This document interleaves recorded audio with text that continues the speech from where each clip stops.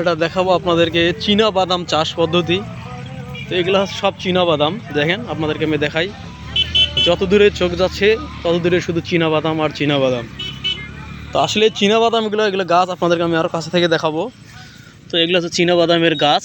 তো এগুলা যখন আরও একটু বড় হয়ে যাবে তখন এগুলা গোড়া থেকে ঠিক আলু যেভাবে করা হয়, চাষ করে, ঠিক সেভাবে তুললে চীনা বাদাম হবে। তো এখনও হয়নি পরিপূর্ণভাবে, তো এখনও অনেক ছোট আছে। এই যে দেখেন, আপনাদের দেখাই, এটা হচ্ছে চীনা বাদাম, হচ্ছে সেই চিলাহাটি ডোমার থেকে উত্তর পাশে।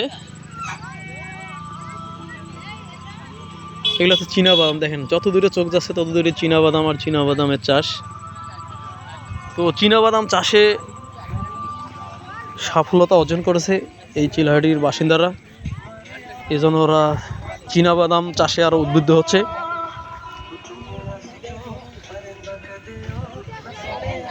তো আশা করা যায় সামনের বার আরও চীনা বাদামের চাষ বাড়বে আর কি।